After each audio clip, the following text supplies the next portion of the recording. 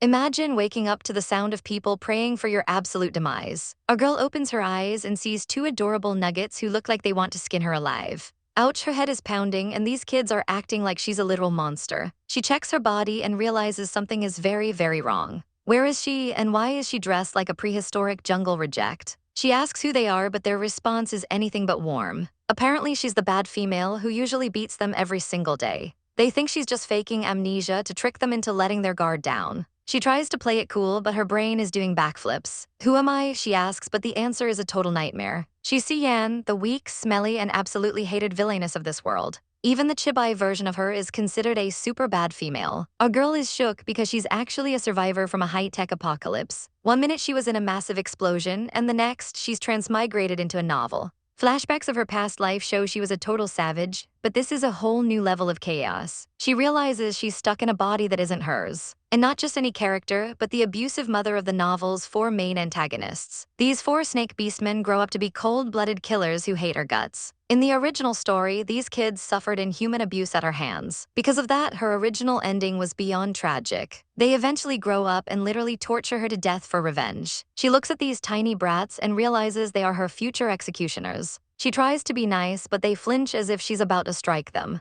"You're not our mother," they scream, and a rock comes flying at her face. Direct hit. Talk about a rough first day in a new world. A girl snaps for a second, but then she remembers their heartbreaking past. The original Sian was a total monster who starved and whipped them for no reason. The kids run away, leaving her alone to deal with her broken body. Luckily, she brought her wood-type and space-type superpowers from her past life. She glows with green energy, healing her wounds in a matter of seconds. Now that she's not dying, she needs to observe this strange new environment. She steps out and sees a lush, primitive world she only dreamed of during the apocalypse. This is a Beastman society where only the strongest and smartest survive. Everything here is oversized, dangerous, and totally primitive. This beast world is exactly like the one described in the novel. Survival is the name of the game, especially with those four kids plotting her death. Night falls, and our girl finally finishes her chores for the day. But wait, where on earth did those two little troublemakers go? Even though they hate her, she can't help but worry that something happened. She wanders into the dark forest, shouting their names at the top of her lungs. She finally finds them, but they are totally annoyed by her yelling. She calls them little rabbits, but they snap back that they are proud snake cubs. The tiny chibis are confused because they've never heard of a rabbit before. She tries to play it off by explaining what a long-eared creature is. One of them gives her a creepy, fanged smile that spells absolute trouble. He tells her there's a dead creature nearby that she can use for resources. Our girl is thrilled. Meat and hide are like gold in this primitive world. She follows them deeper into the woods, unaware of their secret plan. But look at that face. This kid is definitely leading her into a deadly trap. He's determined to teach this bad female a lesson she'll never forget. She struggles to keep up because her sense of direction is absolute trash. The kids exchange a look, knowing they've got her right where they want her. Suddenly, the kids ditch her in the middle of the pitch-black, haunted woods. She realizes she's terrified of snakes, and her sons are literally snakes. She stands alone, realizing those little brats totally played her for a fool. It seems gaining their approval is going to be a long, uphill battle. Just as she tries to head back, she hears a terrifying hiss nearby. Her heart drops as she realizes she's run into something wild. Something massive is lurking in the shadows, and it looks very hungry. It's a giant prehistoric beast, and our girl is officially on the menu. The kids think they've finally ditched our girl in the woods, certain her terrible sense of direction will be her downfall. But when they walk back into their cave, they're stunned to find it looking suspiciously clean and organized. Our heroine pops up out of nowhere, looking like she's been waiting for them with a fresh batch of food. She insists she's made dinner and has been waiting, but the boys are immediately on high alert. They're convinced this ugly female is trying to poison them because why else would she be this nice? One bite in, and the little one is absolutely swooning over how delicious it is. Even the grumpy older brother has to admit, it tastes way better than anything they've ever had. But the suspicion doesn't stop, and he starts spiraling, wondering if she's planning to sell them off. He remembers other kids who were sold by the previous owner of this body. To him, our girl's smile looks like the face of a cold-blooded trafficker. He's certain she's just waiting for the right price since she's never liked them anyway. He stands protectively in front of his brother, declaring that if his face wasn't already ruined, he'd probably be gone by now. It's a tragic moment as they realize even their mother doesn't care about them. They feel like they're worth nothing more than a single beast hide. Meanwhile, out in the forest, our girl is facing a massive tiger that definitely wants her for its own dinner. She realizes her tiny dagger is basically a toothpick against this beast, but she's not going down without a fight. Suddenly, she pulls out a literal gun, ready to show this jungle who's boss. A massive bang echoes through the trees, catching the attention of a very curious eagle watching from above. The bullet grazes the tiger, but this thing is built different. Our girl is shook that it's harder to kill than a zombie. The tiger lunges with a savage roar. She barely dodges, swinging through the trees like a chaotic Tarzan. She realizes she needs to get serious. She activates her wood-type superpower to trap the beast in glowing green vines. But the power is too slow to hold it for long, and the eagle watching from the shadows thinks she's just asking for death. If this drags on, she's going to be tiger kibble. Trapped in the tree, she knows she needs a better plan. She summons a massive magical circle, reaching into her inventory for something special. A blinding light fills the forest. She pulls out the thread blade, a weapon famous for slicing through anything in the apocalypse. It's the ultimate melee weapon for someone with her skills. The tiger's eyes glow red, sensing the danger. Our girl jumps down, daring the beast to come at her. The tiger attacks, but she's way too fast, weaving through its claws. With a final boom, the thread blade does its job and the predator is silenced. The beast is officially toast, and our girl looks pretty proud of herself. Up in the trees, the eagle man is absolutely floored by her power, wondering who this mysterious woman actually is. She gets right to work skinning the massive cat. She whips out a lighter like it's no big deal. Soon, she's feasting on roasted tiger meat, while the eagle man watches, sweating bullets at her casual dominance. He's baffled by where she's conjuring all these high-tech tools. She decides it's time to pack up and head back before more monsters show up. As she wanders off, the eagle man finally lands to investigate. He's a total hottie in tribal gear, and he's never seen hunting methods like hers. He takes a bite of the leftovers and is instantly obsessed with the flavor. He thinks it's a pity she's so ugly, because he's a total visual and only likes good-looking things. Back at the cave, our girl is fuming because those two brats actually tried to set her up. She's done trying to be the nice mom. It's time for some savage parenting. She demands they get up immediately, looking absolutely terrifying. She yells at them to get in the bed, and the kids are trembling with fear. They are totally stunned by the command. They can't believe their ears. They realize she actually wants them to sleep on the soft bed instead of the cold floor. She scolds them, demanding they stop calling her mean female and start calling her mom. She calls them out for tricking her into the forest in the middle of the night. She tells them she almost died, but the older kid deadpans that they left her in a safe zone. He realizes the only reason she was in danger is because she got lost on her own. Our girl is caught red-handed as her lack of direction is exposed. Looking at her mental map, she realizes she's basically a walking GPS failure. She tries to play it off with some snark, but she knows he's right. Exhausted from the hunt, she collapses onto the bed. She forces them to snuggle up whether they like it or not. Before the kids can even process what's happening, our girl has fallen fast asleep, leaving them completely baffled. Even the little guy is starting to think our heroine isn't so bad after all. He actually feels bad for scaring her and tries to whisper an apology while she sleeps. But his brother isn't having any of this traitor behavior and calls him out for going soft. They argue about whether she'll kick them out if they wake her up. The two little villains stare at her, still confused by her sudden kindness. Eventually, they decide to sneak off with some supplies while she's still in dreamland. The next morning, our girl wakes up feeling refreshed. But the peace doesn't last long when she realizes her meat jars and animal hides have vanished. Looks like her biological cubs have run off again, making her realize that being a jungle mom is a full-time struggle. This primitive world is basically an apocalypse without the zombies, and she's already exhausted just thinking about the chores. She barely has time to sit up before she hears a commotion outside. She steps out to find a massive bully named Bear Nye screaming at her boys. The poor cub tries to defend himself, crying that they didn't do anything wrong. But this lady is ready to throw hands and teach the cold-blooded kids a lesson. Our heroine isn't about to let someone else lay a finger on her cubs, stepping in with a savage look in her eyes. She demands the bully let him go immediately. When the woman refuses, our girl goes full mama bear and grabs her by the hair. Bear Nye screams that the cubs were stealing from her, while the boys brace themselves, expecting their mean mother to join in on the beating. They've been treated so poorly in the past that they don't even expect her to take their side. But our heroine surprised everyone by firmly stating that her boys didn't steal a thing. Bear Nye insists her precious red fruits were taken the moment she turned her back. She claims everyone knows these two are the biggest thieves in the tribe. Our girl isn't buying the hearsay and points out that the bully didn't actually see them do it. She leaves the stunned woman behind and starts investigating the scene for herself. She catches a lingering scent of the fruit on the ground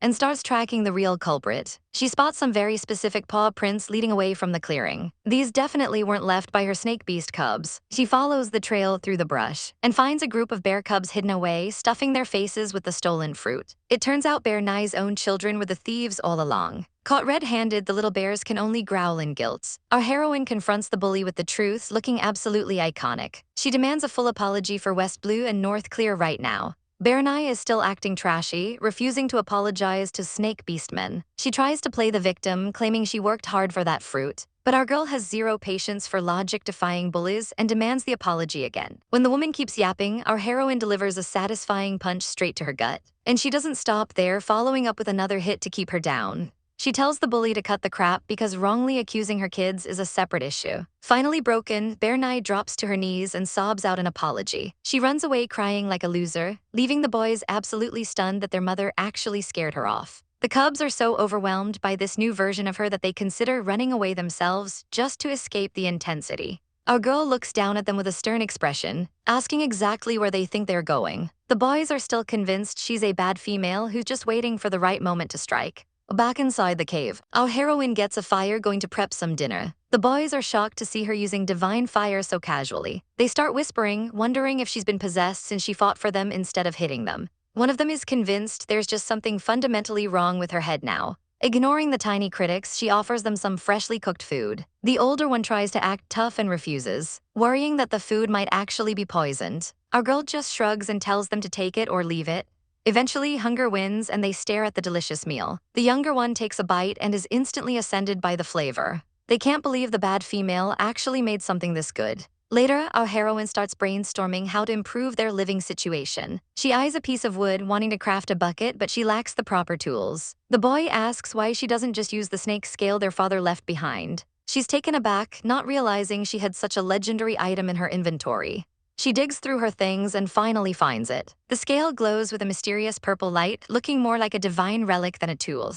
She tests it out and it chops through the wood like a hot knife through butter. The boy mentions that their father is incredibly strong and it's a pity she doesn't want him. Our girl just sighs, figuring the father of these villains must be the ultimate villain himself, and she has no plans to take on a beast partner. Our girl decides it's time for a primitive spa day, preparing a big wooden tub of water. She calls the kids over for a soak, but one of them is throwing a total tantrum about it. She hits him with the ultimate mom threat: no bath means absolutely no dinner tonight. The little rebel is stunned, realizing his favorite bad female actually has some savage tactics. Meanwhile, sweet little North Clear is more than happy to follow orders. As he steps in, the grumpy one watches from the sidelines, probably feeling a little bit of FOMO. Our heroine gets to work, gently scrubbing North Clear's hair with all the care in the world. The poor kid has probably never felt this relaxed in his entire life. Once he's sparkling clean, she lifts the little nugget out of the tub. Wrapped up and looking like a precious little burrito, he's officially the cutest thing in the tribe. Just look at those tiny, clean feet. Our girl is absolutely swooning over how adorable he is, nearly dying from a cuteness overload. Of course, the other brother is watching with a mix of envy and his signature stubbornness. With the kids handled, she dumps the old water and sets up her own private sanctuary behind some massive leaves. She finally gets to sink into the warm water, letting the stress of this chaotic world melt away. She's starting to think that maybe, just maybe, she can make this new life work. After a refreshing soak, she reaches into her magical storage space to find something to wear. Since she's fresh out of silk dresses, she settles for the only tactical gear she has left. When she steps out, the boys are absolutely speechless at her transformation. She's looking like a total boss in her modern crop top and camo pants. The kids can't believe their eyes, realizing that the bad female is actually kind of a goddess. She tells them she's going out to finish some chores, but they immediately panic and grab her clothes. They're terrified that if she goes out looking this gorgeous, she'll attract every single male beastman in the village. Our girl realizes they're right. In a tribe with way too many men and not enough women, she's basically walking bait. To stay safe, she grabs her makeup and starts painting her face to look as ugly as possible. But the peaceful moment is shattered when North Clear suddenly starts trembling. He looks like he's in genuine agony, and our girl's heart immediately sinks. The poor baby thinks he's actually dying and begs her not to forget him. She's totally frantic, demanding to know what's going on. That's when the gross reality hits. It's a parasite outbreak from all the raw meat they eat. She tries to keep it together for his sake and rushes him straight to the village shaman. The news is devastating. Cubs usually don't survive these infections unless they're high-level warriors. They find the shaman at her stone table and beg for any kind of medicine. Our girl is desperate, pleading for her little cub's life. The shaman is distracted by her strange clothes, but eventually gives it to her straight. There is no cure. Refusing to accept that, our heroine drops to her knees, begging for a miracle. She's willing to trade anything if it means saving him. The shaman sighs, explaining that the only hope is for the boy to somehow level up his crystal power immediately. Our girl holds him tight, promising that she will find a way to save him no matter what. As they walk back through the village, her mind is racing with ways to break through his power limit. Suddenly, a wild hunk blocks her path, flashing a confident smirk. Without even a hello, he straight up asks her to mate with him right then and there. He gets uncomfortably close, clearly used to getting whatever he wants. But our girl isn't in the mood for games and tells him to get lost in the most savage way possible. The kids recognize him as Tyson, the top warrior of the village. He watches her walk away, clearly intrigued by the woman who just rejected the tribe's biggest heartthrob. Our girl couldn't care less about him, she's too busy trying to remember her past life. She realizes her college botany major is finally going to pay off. She starts racking her brain for every herb and plant that can act as a natural dewormer. The kids watch her work in silence all day, wondering if she's finally snapped. North Clear looks so weak and time is running out. Then a light bulb goes off, pumpkin seeds. She quickly draws a picture of a pumpkin to show the boys. They recognize it immediately, pointing her toward the creek. She maps out the location and sprints off, returning with a basket full of the golden cure. She's beaming, telling the boys that these little seeds are going to flush all the bad stuff right out of his system. The kids are stunned, wondering how this bad female knows things that even the shaman couldn't figure out. Our girl gets straight to the point, brewing up a potent medicine and warning the kids that their stomachs might hurt before they, well, poop out some nasty parasites. She explains that it's all part of the process to get them cured, so there's no need to be scared. The white-haired cutie doesn't hesitate for a second and chugs the whole bowl. Even our heroine takes a sip to prove it's safe, though the little snake boy still looks like he's judging her soul. He eventually gives in and finishes his portion too. A few minutes later, the medicine does its dirty work in the tall grass. The relief is instant and they're already feeling 1,000 times better. But our girl isn't done playing mommy yet. She's taking them straight to the water to wash their butts. As the sun begins to set, she eyes some wild pumpkins nearby. Her master plan is to transplant them right to their yard so they have a steady food source. She's determined to make this garden thrive. The kids are absolutely baffled by the concept of growing food instead of just hunting it. She gets to work digging in the dirt, while the boys watch her with a mix of confusion and awe. She calls them over to help out, teaching them the ropes of survival gardening. Next on the DIY list is a straw curtain for the cave entrance. It's perfect for keeping the cave private while still letting in a nice breeze. The white-haired boy is officially a fan, shouting about how smart she is, while his brother remains the king of skepticism. Night falls and the boys prepare for sleep. Our girl is feeling confident. If others can't grow plants, she definitely can. With a secret flex of her powers, she makes the pumpkins grow to massive sizes in the blink of an eye. Dinner for tomorrow is already served. The kids are shook to their core by the magical harvest. The little snake boy starts wondering if she's actually a powerful priestess. She just puts a finger to her lips and tells them it's their little secret. However, the older boy is still being a stubborn tsundere about sleeping near her. Our girl looks fierce in her survival gear, but her heart aches knowing the original mother is dead and she has to earn every bit of their trust. When he refuses the bed, she tells him fine, he can enjoy the cold floor. As she heads to sleep, leaving the poor kid to sit alone in the dark shadows. She wakes up in the middle of the night and spots him shivering on the ground. He's fast asleep, looking far more vulnerable than he lets on. Our poor heroine can't just leave him there. She gently picks him up and tucks him into the bed where it's warm. By morning, she's already back at the cooking pot. She greets the day with a smile, stirring up a fresh batch of food. The wall around their hearts is finally starting to crack. The white-haired boy shyly asks for an extra serving of medicine and pumpkin.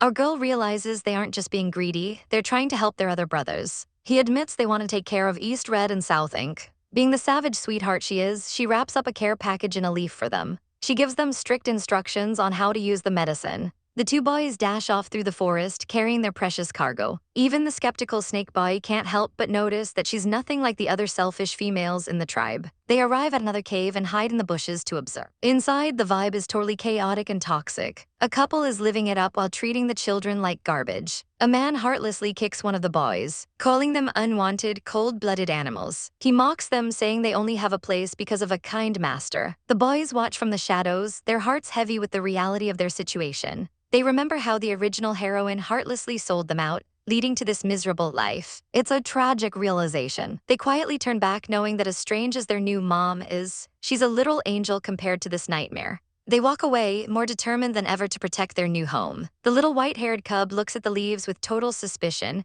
wondering if the medicine from that bad female is actually poison. His brother tries to convince him it's the same stuff that healed them, but the kid is standing his ground. He wants nothing to do with our girl. He's pouting so hard his face might get stuck that way. And eventually, his brother has to beg the third brother to help talk some sense into him. The dark-haired cub finally speaks up, reminding him that this medicine is way too precious to waste unless he wants his stomach to keep hurting. He looks absolutely miserable having to take orders from the woman they used to hate. But hey, food is food, and since it's not technically medicine, the little guy decides he can probably stomach a few bites. They start digging in like they haven't eaten in years, but the mood shifts when they realize the eldest brother's arm is still totally wrecked from overwork. The poor cub looks down in shame, feeling the weight of their situation. Suddenly, a massive crash echoes through the forest as a log is smashed to pieces. Out steps the local nightmare, Beru, looking like she's ready to ruin everyone's day. The boys immediately freeze in terror as she looms over them with a wicked grin. She's not just here to harass them, she's actually offering to buy the rest of the brothers like their property. The dark-haired cub bravely steps forward, telling her in her dreams and demanding she stop bullying them. But this savage woman doesn't take a no for an answer and delivers a brutal slap that sends him flying. He hits the ground hard, clutching his face in pain. Beru is on a total power trip, screaming that they should all just die and ordering her goons to grab the disobedient cubs. Her massive men snatch them up like they're nothing, while the boys struggle and scream for them to let go. Luckily, a witness is watching the whole thing from the shadows. She realizes these poor cubs are about to be tortured and knows she has to act fast. She sprints through the woods, determined to find the only person who can stop this madness. Our girl Sian is mid-thought when she hears the news, and her expression turns absolutely lethal. She doesn't waste a single second and bolts toward the scene. She arrives just in time, screaming for them to stop right there. She throws herself in front of her cubs, demanding to know if these men have even an ounce of shame. Seeing the boys so badly bruised and brokenhearted makes her blood boil. Beru just smirks, thinking she's already won this round. She claims she's already bought the other two cubs and acts like she's doing Sian a favor. She tosses a couple of pathetic beast hides on the ground as payment, but our girl isn't having it. Sian makes it crystal clear, her cubs aren't for sale, not for any price. Beru starts throwing shade, calling our girl a skinny female and bragging about her own superior body and harem of men. But Sian hits back where it hurts, pointing out that despite all those men, Beru hasn't managed to produce a single cub of her own. The bully is fuming now, her face turning a lovely shade of rage purple. Her own men even start whispering that it's true, she's never given birth. Desperate to regain control, Beru claims she's just disciplining the snake cubs that everyone despises anyway. Sian tells her to shut her stinking mouth because she's taking her kids back today no matter what. That's when the villainess pulls out her trump card, a slave contract supposedly signed by Sian herself. The boys' hearts sink as they remember being sold off like trash. Our poor heroine feels the guilt of the original owner's actions washing over her. But she keeps her cool and demands to see the actual proof. Beru leads her back to her cave, convinced she's about to humiliate our girl. The white-haired cub is terrified for her, warning her that it's a trap. But Sian marches on, her eyes filled with a new kind of determination. The older brother is stunned to hear his sibling actually call her mother. The little one admits that even if she was bad before, she's the only one protecting them now. It's a dream he never thought would come true. Inside the cave, Beru smugly orders her servant to find the wooden board with the contract. She's practically vibrating with joy, thinking she's about to own Sian's life. But our girl is a step ahead, stealthily approaching while the bully is distracted. With a devious little smile, she prepares her secret weapon. A glow of green magic surrounds her hand as she prepares to rewrite history on the fly. She sends a pulse of energy toward the wooden board, changing the text before anyone can notice. The servant brings the board over, and Beru presents it like a trophy. She tells Sian to take a good long look at the proof of her cruelty. Sian grabs the board, pretending to be shocked by how evil the previous owner was. But as she looks at it, the magic finishes its work, shifting the characters right under their noses. With a smirk, she asks Beru if she's actually illiterate. She holds up the board, declaring that this isn't a slave contract at all, it's a work contract. Beru snatches it back, her eyes bulging out of her head. Sian reminds her that the agreement was only to lend the cubs for 10 days, and now Beru owes her for several months of unpaid labor. Our girl demands full compensation for the overwork and the injuries. Beru finally snaps, smashing the board and screaming that she's going to kill Sian for tricking her. She calls for her men to finish the job, promising a massive reward for whoever takes our girl down. The tension is thick enough to cut with a bone knife as the village chief finally arrives to see what all the fuss is about. Our girl stands her ground, but the chief doesn't look like she's in the mood for games. Sian demands her cubs back immediately, but Beru is still trying to play the victim. She screams that these two cubs are her legal slaves, and she's not letting go of her property without a fight.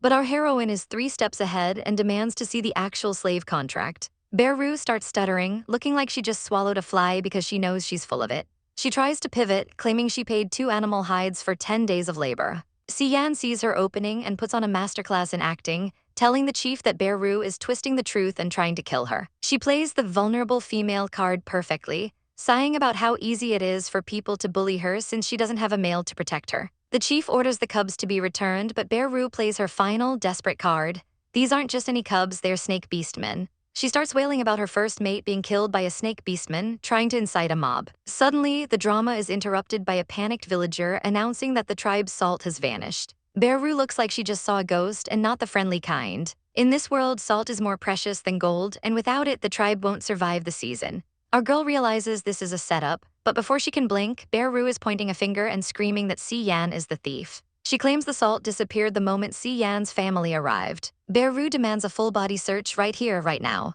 Si Yan scoffs, asking why she should subject herself to such a humiliation. Beru takes that as a sign of guilt and pushes even harder. But Si Yan isn't just going to let this slide, she demands a penalty for slander. She looks Beru dead in the eyes with a gaze that could freeze fire. If she's innocent, she wants 2 animal hides and a formal apology for the disrespect. Si Yan walks toward her with pure boss energy, daring her to take the bet. Beru, blinded by her own greed, agrees to the terms. She even doubles down, saying if the salt is found, all 4 cubs belong to her forever. The poor babies are absolutely terrified, clutching each other as their lives are gambled away. They're shaking their heads, praying their new mom didn't actually steal anything. Si Yan calls Beru a fat pig and refuses to let her grimy hands touch her, demanding the shaman perform the search instead. Beru agrees, thinking she's already won. The shaman steps forward to begin the inspection. Little does this village know, our girl has a literal dimensional space where she hides all her loot. It's physically impossible for them to find anything on her person. Si Yan gives the camera a smug look, knowing she's about to bankrupt this woman. Sure enough, the shaman declares that there isn't a single grain of salt on Si Yan. Beru looks like her brain just short-circuited, screaming that it has to be her. The chief has had enough of this circus and tells Beru to shut it and pay up. Beru is shaking with rage, but there's no escaping the chief's decree. Si Yan leans in with a savage smirk, reminding her that she wants 2 hides, and she wants them now. She holds up 2 fingers just to rub it in. Beru has no choice but to toss the hides over in total defeat. Victory in hand, Si Yan catches the loot and tells the kids it's time to head home. As the sun begins to set on a chaotic day, the group starts their trek back to the cave. But our girl notices that the cubs are struggling to keep up. Eastred is limping badly, his face twisted in pain. The shaman's words haunt Si Yan, reminding her that the boy's bones are broken and won't heal without help.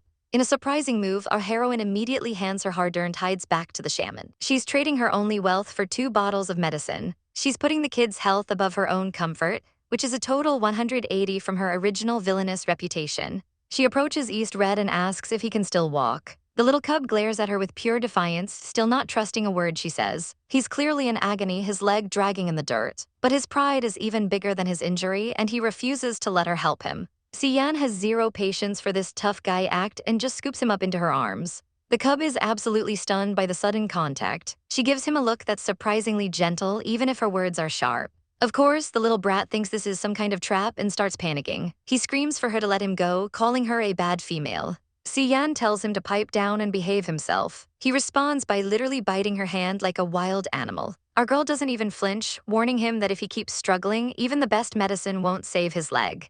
She sets him down to let him see the reality of his situation. He yells that his life is none of her business, trying to maintain his tiny warrior persona. Si Yan is officially over the drama and decides to let him learn the hard way. He tries to take a single step, but his body finally gives out. He collapses face first into the dirt, leaving our girl absolutely horrified as she realizes just how far the little guy was pushing himself. Our girl Si Yan rushes to the scene only to find Eastred in a total state of collapse. He's barely hanging on, and she knows winning over these kids is going to be an uphill battle. She starts applying medicine to his wounds, but the little guy is still calling her a bad female in his head. He's trembling in agony, and even his tough guy act can't hide the pain anymore. His condition is critical, and there's no way he's recovering from this without some serious intervention. Si Yan realizes she has no choice but to break out her secret weapon. She orders the other cubs to draw the curtains so she can work her magic in private. A glowing green seal erupts from her palms. Her healing powers are officially on the clock. The other siblings are absolutely shook, wondering if their supposedly evil mother is actually a hidden priestess. Little North Clear is worried sick, but he can't look away from the light. Even the skeptical West Blue is starting to question everything he knew about her. Si Yan continues the treatment, but then she realizes the horrifying truth. She demands to know how long the kid has been suffering, and North Clear admits the arm has been broken for 15 days. Our heroine's heart sinks. She can't believe a 5-year-old has had to endure this much trauma. She tells Eastred she has to reset the bone, but the kid is terrified, warning her to stay away. He remembers his leg being set before and associates her touch with nothing but pure agony. In his mind, this isn't a healing session, it's just a new way for her to torture him. Si-yan stands her ground, telling him he can hate her and even hit her later, but right now, she's saving his life. He looks at her with eyes full of murder, remembering all the times she's been a total nightmare. Si-yan feels the weight of his hatred, but she's not backing down. She prepares for the worst and stuffs a gag in his mouth to keep him from screaming the house down. She looks him dead in the eye and tells him he won't be killing her anytime soon. Then with a savage crack, she sets the bone back into place. The poor kid is out like a light, and Si-yan warns the others that a fever is coming next. The next morning, our girl is out gathering supplies when a frantic howl cuts through the air. She's barely had time to breathe when a cub rushes up with a chaotic update. Eldest brother is gone. Si-yan realizes the stubborn kid would rather limp into the wilderness than stay under her roof. She tasks the other cubs with finding him, knowing his half-healed limbs won't get him very far. Before she can start the search, a neighbor interrupts to say the village chief is calling a mandatory gathering. Apparently, the tribe's sacred fire has gone out and everyone is losing their minds. Si-yan realizes this era is so primitive they can't even make fire at will. The neighbor starts lecturing her, claiming the fire is a gift from the beast god and that the tribe is doomed. Our girl gives a sarcastic "oh," which only makes the woman more savage. She warns Si-yan that without a male protector, she's basically just a snack for wild beasts. At the gathering, Si-yan feels like a total outcast while watching all the other females with their mates. But then a high-tier hunk named Tyson catches her eye. The village matchmakers waste zero time asking if he wants to mate with her. And judging by that smirk, he might be more than interested in our savage heroine. The tribe gossip is working overtime, reminding everyone that our girl was totally rejected when she tried to propose. Even the elders are sweating bullets, noting that while she's changed, there's a new heavy hitter in town. Meet Tyson, the ultimate hunk and the only male in the rock village who's awakened a special bloodline. He's basically the tribe's last hope and a certified snack. The chief's wife tries to play matchmaker, but our heroine is just vibing in the background. She asks Tyson what he thinks of our girl. But before she can even blink, the man has completely vanished. Turns out, he didn't need an introduction because he went straight for Si-yan. Our girl is just trying to mind her business when this massive shadow looms over her. She turns around to find Tyson staring her down with that "I'm the main character" energy. He's tall, buff, and making her feel very, very small. She asks him what his deal is. And he just stares back with those piercing eyes. He introduces himself as Tyson and drops a bombshell. The village chief ordered him to be her personal bodyguard. Wait, what? She definitely didn't ask for a babysitter, especially one with abs like that. Protect me? She thinks, totally skeptical of this sudden upgrade in service. She looks around and realizes every female in this tribe has a male entourage for protection. Tyson doesn't understand personal space and gets way too close for comfort. Our girl is internally screaming because this guy is definitely invading her bubble. The Chibai-style panic is real as she tries to push him back. Of course, the local mean girls are watching from the sidelines, absolutely seething with jealousy. They can't believe a worthless female like her is getting the VIP treatment. They start whispering toxic trash, clearly plotting her downfall because they can't handle her new glow-up. They're calling her unwanted, but Tyson's presence says otherwise. He keeps looming like a gorgeous gargoyle, while the lead mean girl promises that our girl will regret this. But drama doesn't wait, and little North Clear comes sprinting out of the bushes looking terrified. She's calling for her mommy and looking like she's seen a ghost. She dives into our girl's arms, trembling with some seriously bad news. Apparently, the eldest brother is out for blood and plans to burn down Bear Rue's cave for revenge.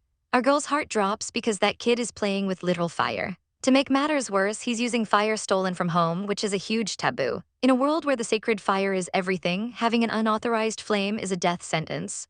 Si-yan realizes the gravity of the situation. If he sets that fire, their entire family is toast. The sacred fire is out, but the kid has a flame in his hand. She knows she has to stop him before he ruins all their lives. She realizes their family will be inextricably linked to the sacred fire going out if this happens. She grabs North Clear and takes off like a shot, praying she isn't too late. She's sprinting through the woods, her mind racing with all the ways this could go wrong. She has to stop him before he does something he can't take back. She reaches the cave and calls out for the eldest brother. She sees the kid standing there with a lit torch, looking far too determined. Eastred looks absolutely feral, holding that flame like it's his only way to win. He's tired of being treated like a cripple and is ready to pay back his enemies with his own life. He's convinced that in this brutal world, a broken kid like him is just trash to be abandoned. His fist clenches as he prepares for the worst. He's crying, feeling like fate has dealt him the worst hand possible. He wonders why all his brothers are so ill-fated. He's ready to end it all in a blaze of glory. Our girl steps out of the shadows, her voice cold as ice as she calls him out for having some serious nerve. She confronts him head-on, demanding to know what he thinks he's doing. Eastred is stunned that she even found him. He glares at her, remembering how the old version of her sold him like property. He doesn't think she has any right to judge him now. He's shocked she actually came, but he isn't backing down. He tells her to get lost because this revenge has nothing to do with her. But our girl drops a truth bomb. If he wants to burn someone, it should be her, the one who actually hurt him. She gets right in his face, challenging him to take his anger out on the source. The kid is absolutely stunned by her sudden bravery. She tells him to have the guts to burn the person who sold him to Bear Rue in the first place. He screams that he really wants to do it. He finally breaks down, demanding to know why she could ever be so cruel as to sell her own family. He's sobbing now, all that bottled up trauma finally exploding. He tells her he wasn't afraid of being hungry or cold, he was afraid of her betrayal. Our heroine pulls him close and makes a solemn vow she will never ever sell him again. He doesn't want to believe her, but the torch is still a problem. He turns back toward the cave, still holding that dangerous flame. Suddenly, things go south fast as the torch slips. She screams his name as the world turns into a nightmare. In an instant, the dry brush catches and the entrance is engulfed in flames. The fire spreads at an insane speed. "It's on fire," she screams, realizing they're in a little death trap. They're trapped by the growing inferno and the danger is real. She grabs the kids, ordering them to take North Clear and run for it. The cave entrance is a wall of fire now, blocking their only exit. She makes sure the little ones are safe, pushing them away from the heat. She watches them go, knowing she has to handle the mess she's inherited. As the flames roar, our girl prepares to face the heat alone. Our girl is in a serious bind as flames erupt all around her. Bear Rue is already on the scene, screaming bloody murder and accusing Si Yan of burning down her cave. She's making a massive scene, calling the whole tribe to witness our heroine's supposed crimes. Bear Rue claims Si Yan stole the sacred kindling just to cause this chaos, and the drama is reaching a boiling point. The village chief and the rest of the tribe arrive looking like they've seen a ghost. Tyson is caught in the middle, looking absolutely stressed as the accusations fly. Si Yan is coughing through the thick smoke, trying to think fast. She realizes the animal hide she's using is totally useless against a fire this big. But then she spots a dustpan filled with sand. She grabs it with zero hesitation because our girl always has a plan. She hurls the sand onto the flames to smother them. The fire sizzles and dies down instantly. The village chief is practically having a heart attack, wailing to the heavens. She screams that the sacred fire, the lifeblood of the tribe, has been extinguished. Our girl just stands there looking stoic despite the surrounding panic. Bear Rue seizes the moment to call Si Yan a wicked female and demands she be kicked out immediately. She even goes as far as calling her a spy sent to destroy the village. The rest of the tribe starts drinking the Kool-Aid, agreeing that they can't let a spy go free. The chief is devastated, feeling like the tribe is doomed without their flame. Si Yan just crosses her arms, watching the circus unfold with a savage look in her eyes. Tyson tries to step in, but the villagers aren't having it, complaining that she's just a mouth to feed who brings nothing but trouble. They're convinced that without the sacred fire, the tribe is finished. The crowd starts chanting for her banishment and things are looking grim. Bear Rue is living for this, practically vibrating with malice. As they prepare to cast our girl out, the chanting only gets louder. Tucked away in the bushes, her little ones are watching the scene with wide eyes. One of the boys is ready to jump in and take the blame, but his brother stops him. He tells him to trust mommy because she's definitely going to figure something out. Our girl isn't done yet. She drops a massive truth bomb, telling the chief that if they kick her out, they'll never be able to relight that fire. The chief stops dead, asking what she could possibly mean. Si Yan confidently tells them that if she's the one who could put it out, she's the only one who can make it burn again. The chief is desperate for a glimmer of hope and asks if it's really true. Bear Rue tries to shut it down, calling it another one of her wicked tricks. But the chief is listening now. She promises that if Si Yan can actually relight the fire, no one in the tribe will ever be allowed to banish her. Bear Rue is fuming, her perfect plan falling apart in real time. Si Yan agrees to help, but she's got a condition. She gives Bear Rue a look that could kill, making it clear who's in charge now. Bear Rue realizes she's finally met her match and starts to sweat. The chief tries to play mediator, saying the tribe needs every female they can get to survive. Si Yan isn't about to make things easy and starts to walk away, telling them to forget it. The chief literally begs her to help the tribe. Our girl finally relents with a smug little ha. She declares that by the beast god, she'll bring the fire back even if they can't meet her terms. The chief can hardly believe her ears. Si Yan turns to her favorite hunk Tyson and asks for a hand. He's more than happy to help his queen. She tells him to lean in close. He's a bit confused, but definitely not complaining about the proximity. She whispers the secret of friction into his ear, sharing knowledge no one else has. He blushes like a schoolboy but nods along. Tyson grabs some dry grass. He starts working the friction method on the fur just like she instructed. Suddenly, sparks fly and the grass catches. The fire is back, baby. The villagers are losing their minds as the sacred fire is relit before their eyes. Si Yan keeps the flames going, looking like a total boss. Tyson stares at her, completely smitten by her pure and brilliant mind. He realizes how rare and beautiful a woman like her is in this brutal world. Our girl is looking like an absolute goddess in the sunlight. The chief is over the moon, declaring the village saved. She raises the torch high and the tribe erupts in cheers. Well, everyone except the haters who are seething in the background. Beru looks like she's about to explode from pure rage. Rock Village is safe for now, all thanks to our savage heroine. Our girl finds one of her little ones pouting in the corner of the cave. He's so dramatic he won't even look at her, clearly still salty about her past self's chaotic behavior. Little North Clear is actually holding back tears, looking like a kicked puppy. Our heroine tries to be the adult for once and asks what's wrong. But the kid just dives under his blanket like a little turtle, while the other siblings complain they're starving. Our girl realizes she's got a lot of work to do to fix this family dynamic. She promises to whip up a feast, but the little powder is still peeking out with suspicion. Night falls and the kid is still on a hunger strike. Our girl isn't about to let a toddler win a battle of wills. She watches him closely, worried he's actually going to starve himself to death just to make a point. She stands over the blanketed lump with a plant. She rips the covers off, catching him totally off guard. Before he can protest, she's got him in her arms and is doing the classic "here comes the airplane" move. He tries to stay mad, but the smell of actual food is a powerful enemy. Resistance is futile as she literally stuffs his face with goodness. He's chewing through his tears, probably confused why the bad female is suddenly being so sweet. He tries to shout that he hates her, but it's hard to be intimidating with a mouthful of dinner.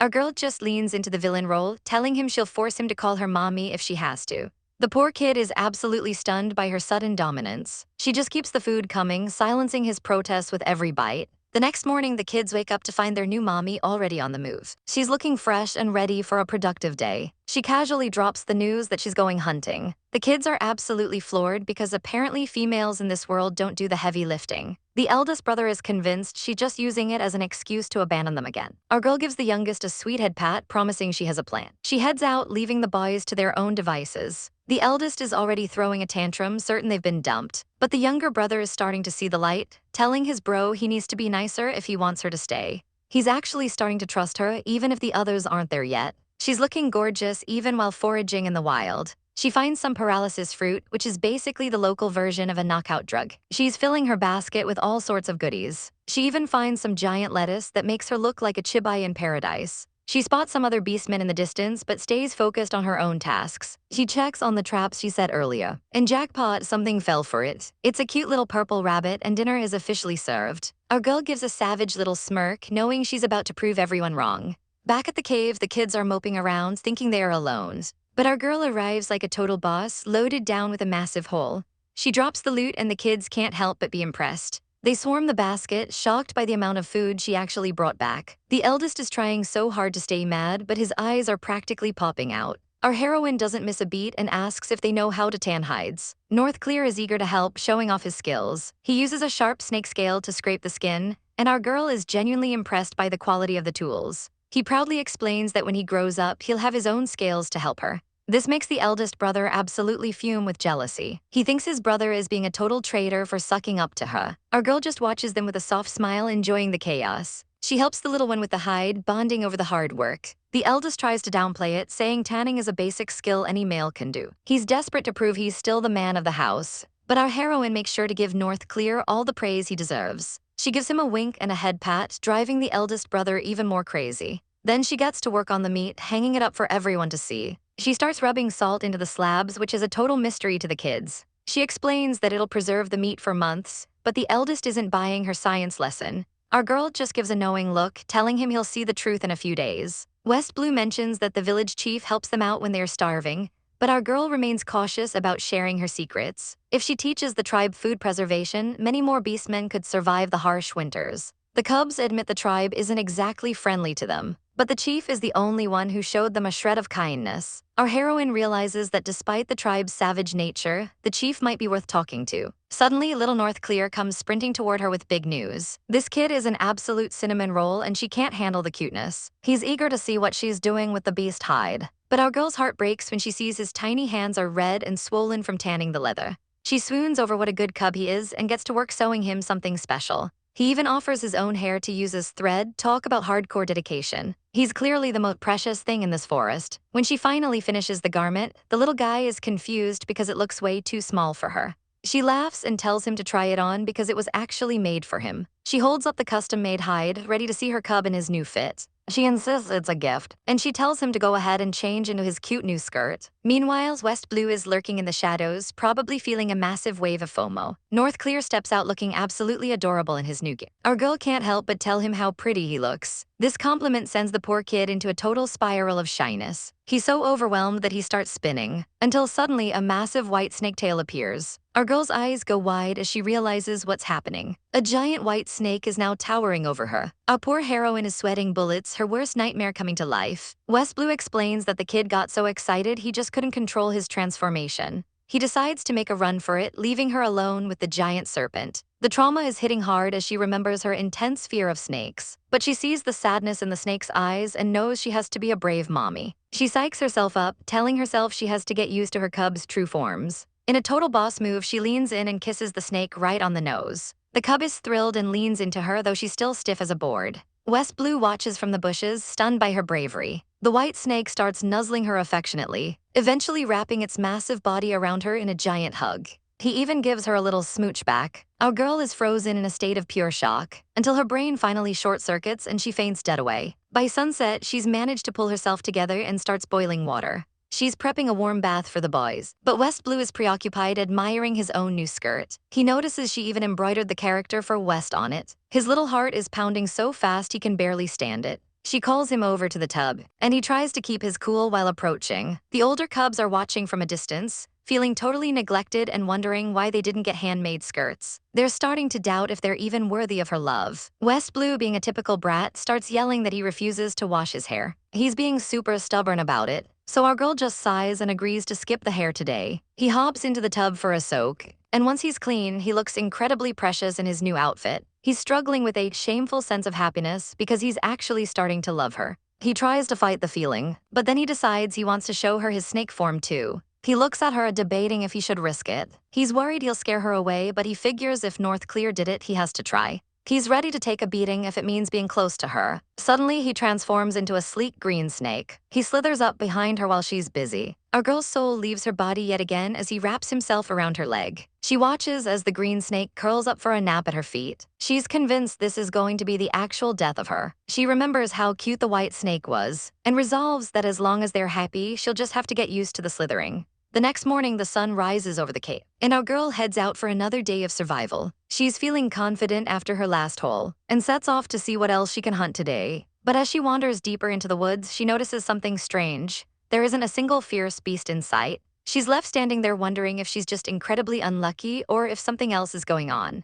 Just as our girl thinks she's safe, feathers start raining down from the sky. Suddenly, a massive shadow looms over her as a giant eagle lunges with its talons out. She realizes this isn't just a bird, it's a high-level beast of the forest. Not one to go down without a fight, our savage heroine pulls out her piece. She lets it rip, but even a point-blank shot barely leaves a scratch on those feathers. "Are you kidding me?" she cries, seeing her bullets bounce right off. The bird looks more offended than hurt, wondering why this tiny female is acting so crazy. Thinking fast, she switches to her knife, ready to scrap. The eagle's glowing red eye locks onto her, and he decides to play along with her little game. Realizing she's outmatched, she tries to make a break for it. She grabs a vine to swing to safety, but her luck is absolutely trashed when the vine snaps midair. Our poor heroine starts plummeting toward the ground, but before she can become a pancake, the eagle dives and catches her mid-fall. She screams in terror as she's whisked through the air. Finally, the bird touches down and she manages to scramble away. As the massive creature lands, she realizes this has to be a beastman. Sure enough, a cloud of smoke appears and the feathers begin to vanish. Out steps a pair of very human, very bare feet. And hello, nurse, a total hottie with Egyptian-style jewelry appears, looking way too smut. Our girl immediately loses it, screaming pervert, and covering her eyes because, well, he's basically naked. He just chuckles, completely unfazed by her modesty. He leans in close, mocking her for trying to fight him with a toothpick. He explains that real beasts don't have the crystals that beastmen like him possess. He goes on a whole monologue about how only males get crystals to cultivate power.